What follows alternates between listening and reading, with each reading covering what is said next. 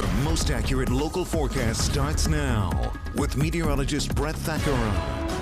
Well, we're here, and it's Thursday. We're almost to the weekend. This is a live view of Hershey from the Hershey History Center. Kissing Tower in the background. Some clouds overhead as well. They're thin, but they are going to break up here as we move into the rest of the day, similar to the last several days. So the heat and humidity build in today. Some storms will be around this weekend starting tomorrow, but not a lot. I really don't think we're going to see anything widespread, and then staying hot and humid. Now, of course, if you get a storm and it rains out your plans, yeah, you're going to care. So that's why we are talking about it, and they are coming on the weekend. Beautiful shot of the sun here over the city. Gorgeous view right now, just above the horizon. And again, a few clouds overhead, but not enough to block out that image. That is a gorgeous shot of the Capitol this morning. Now, again, once the clouds burn off, a pretty nice day. Like yesterday, we can see the skies are mainly clear across Pennsylvania. Temperatures warmer, too, in most spots.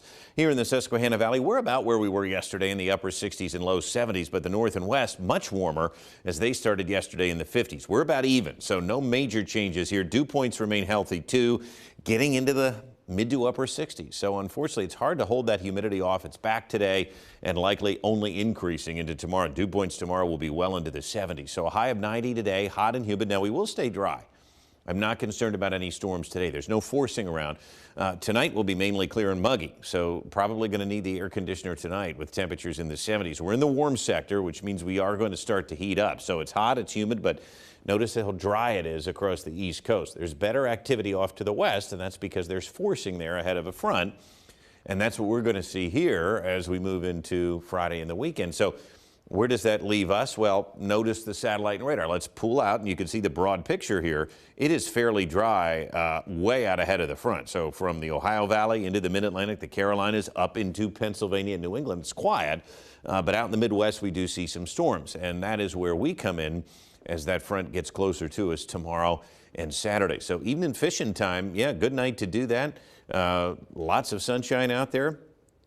James, tell your dad, head out. Okay, maybe he can take you to the fishing hole tonight. Temperatures will be in the mid-80s, very humid. Fishing hole. Mm-hmm. He's got a few, doesn't he? A few secret spots?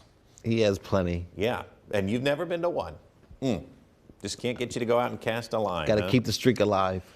Oh, geez. Man, for somebody that claims to love this weather, still waiting to see what he does out in it. All right, you can see what it's not fishing. It's not, okay, pool, fine. Better than fishing. You can see what we have here tomorrow. Again, there will be some storms around. I don't think they're going to be widespread, probably short-lived too. That's the key. And then as we move into Saturday, again, not bad. Most of the day will be dry. A lot of these storms are going to form over the western hilltops and drift east and weaken. So, yes, there will be storms Friday, Saturday, and Sunday. No, I don't think they're going to cause too many issues, but be aware of it if you have outdoor plans. Dew points start to really climb here tonight into tomorrow. They're going to be in the 70s. Look at tomorrow morning. You talk about gross. So I'm actually looking forward to being in that dunk tank tomorrow. We've got some special guests coming in. I have a feeling it's not going to be any problem for these folks to do. They're not going to have to resort to cheap stunts. They're going to get me good, I think. So we'll find out tomorrow. Well, it could be many people. Temperatures are in the 90s here all the way through most of next week. And then we notice as we move into early August and the first weekend of August, a bit of a cooler stretch. And I think we have to wait a while, though, because the humidity forecast does show through early next week. I mean, it's going to be pretty oppressive again. So everything that we've lived through this summer, it's coming back. The one thing to note, though, is the storm chances, well, they are going to be nearly every day. I don't think they're going to be widespread, and at least right now, we're not seeing anything that would be conducive to the major flash flooding that we had to live through earlier in the month either. So fingers crossed on that. Temperatures staying in the 90s. The heat really peaks tomorrow at 96, but the muck sticks around through the weekend into next week. Humid, a pop-up storm each day, so you might have to dodge those again heading into early next week. But for the most part, very typical summer forecast.